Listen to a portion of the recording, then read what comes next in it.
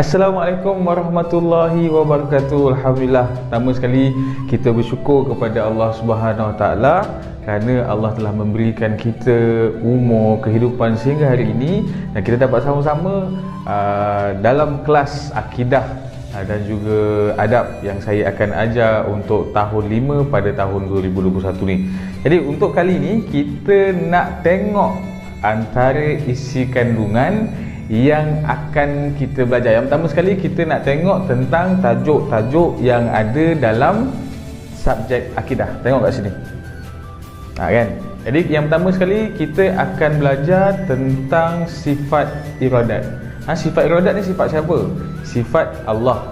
Sifat Allah. Yang pertama sekali kita akan belajar sifat iradat. Kita belajar tentang makna dia. Kita belajar tentang pengisian sifat iradat. Kemudian kita juga akan belajar tentang sifat ilmun. Sifat ilmun ni juga antara salah satu sifat Allah yang wajib kita tahu. Sama juga kita kena tahu makna dia, kita kena tahu apa pengisian dia, dalil mengenai sifat ilmun. Sama juga macam yang pertama tadi. Kemudian yang ketiga kita akan belajar tentang sifat hayat.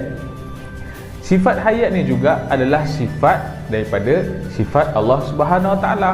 Pun sama, kita akan belajar tentang maknanya, tentang dalilnya, pengisian tentang sifat hayat. Hayat ni apa maksudnya? Jadi kita akan belajar sepanjang tahun ni. Tidaklah setahun ni, nanti kita akan belajar sampai bulan 5 kita akan habiskan semua sekali tajuk-tajuk yang ada dalam kitab akidah ni.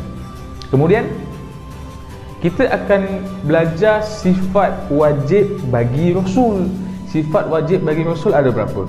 Jadi kita akan mendalami, kita akan tengok apa sifat-sifat yang wajib bagi Rasul. Saya bagi hint sikit je.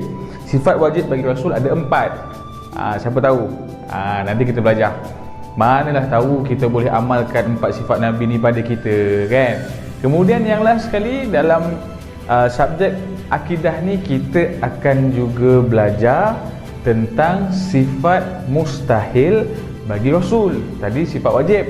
Kemudian kita akan belajar tentang sifat mustahil bagi Rasul. Jadi itu adalah antara tajuk-tajuk yang kita akan belajar dalam subjek akidah. Okey. Kemudian kita tengok pula untuk subjek adab. Baik, untuk subjek adab juga kita ada 5 tajuk yang kita akan belajar sepanjang tahun ni. Jadi sama juga macam akidah tadi, kita akan habiskan semua tajuk sebelum bulan 5. Kemudian selepas bulan 5 kita dah habis semua tajuk, kita akan ulang kaji, kita akan tengok soalan-soalan yang lepas dan sebagainya lah. Latih tubi dan sebagainya. Jadi kita tengok tajuk-tajuk yang bakal kita belajar untuk tahun ni dalam adab dan akhlak Islamiah. Yang pertama sekali kita akan belajar tentang adab bekerja. Maksud bekerja, dalil tentang bekerja dan sebagainya. Ada ke dalil tentang bekerja? Ada. Nanti kita tengok sekali. Kemudian yang kedua adalah kita akan belajar tentang adab berjual beli. Penting ke adab berjual beli untuk tahun 5 ni? Memang hari ni kita rasa tak penting, tapi manalah tahu satu hari nanti antara awak-awak semua ni akan jadi businessman, usahawan dan sebagainya. Jadi adab-adab dan cara yang betul dalam jual beli di dalam Islam, mungkin kita bila kita belajar hari ni kita boleh amalkan akan datang. Tak semestinya kita akan amalkan hari ni. Okey?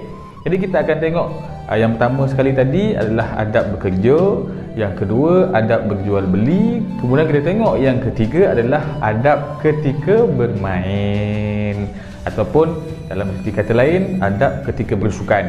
Kita tengok apa etika dia, macam mana cara dia, apa adabnya, bagaimana cara kalau tak beradab, supaya kita boleh amalkan adab ini dalam kehidupan kita.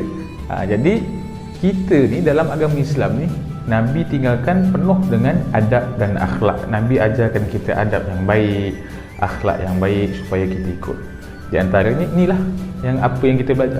Kemudian kita tengok adalah adab dengan pemimpin. Kita akan belajar adab dengan pemimpin, bagaimana hikmah beradab dengan pemimpin, cara beradab dengan pemimpin macam mana. Ya, kemudian apa akibat kalau kita tidak beradab dengan pemimpin, itu yang keempat. Kemudian yang kelima, yang terakhir sekali, kita akan belajar tentang adab bermesyuarat, ataupun dalam bahasa Arab dia kita panggil muzakarah, bermusyarat. Jadi kita tengok apa adabnya, bagaimana cara beradab dalam bermusyarat, apa yang tidak boleh, apa yang menyebabkan tidak beradab dalam bermusyarat, apa hikmah dia, apa kesannya kalau kita beradab, apa kesannya kepada masyarakat kalau kita tidak beradab, dan sebagainya. Jadi kita akan tengok satu persatu, kita akan belajar satu persatu. InsyaAllah kita akan jumpa lagi di kelas yang seterusnya untuk kita teruskan kepada tajuk yang pertama dalam subjek akidah dan juga subjek adab dan akhlak Islamiah. Jadi jangan lupa teruskan menonton, teruskan belajar, jangan lupa buka buku. Okey, kita akan jumpa lagi insya-Allah akan datang. Semoga kita diberikan umur yang panjang, rezeki yang lapang, mudah-mudahan Allah permudahkan segala urusan kita. Assalamualaikum warahmatullahi wabarakatuh. Baik.